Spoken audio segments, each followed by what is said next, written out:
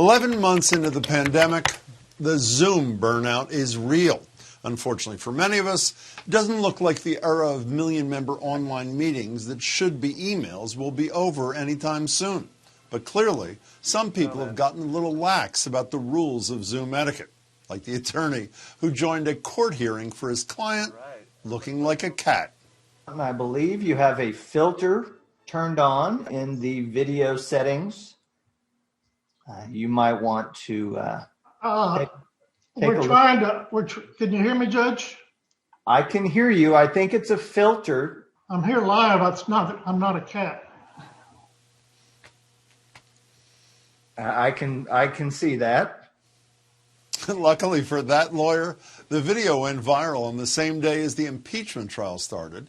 And as NYU law professor Rachel Barkow tweeted, imagine appearing in a court proceeding as a kitten and having to declare that you're not actually a cat and still not cracking the top 2 worst lawyer performances that received national attention that day.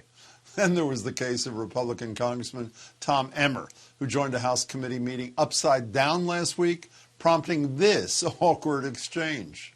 During COVID-19, we must make sure that our nation's sole proprietors and the smallest of small businesses receive timely... Will the gentleman suspend? I'm sorry, Mr. Emmer? Yes. Are you okay? I am. You're upside down, Tom. I don't know how to fix that. Is this a metaphor? Certainly feels like it.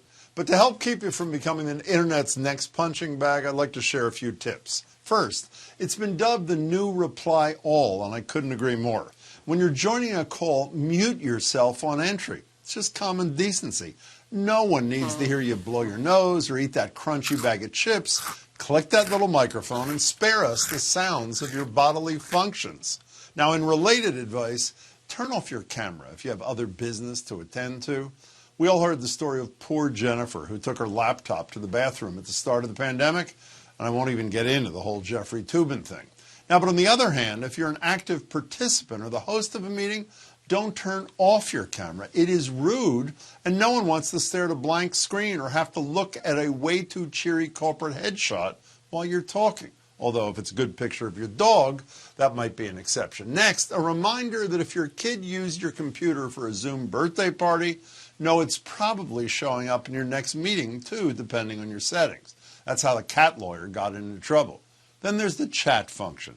Quadruple check that you're sending your snide messages about the boss privately, not to the whole group. Or better yet, save it for text messages.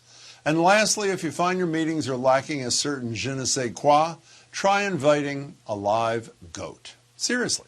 The Cronkshaw Fold Farm in England has recently lent out their goats to make spontaneous appearances in video meetings. Wonder if they'd consider sending any across the water for a TV show here.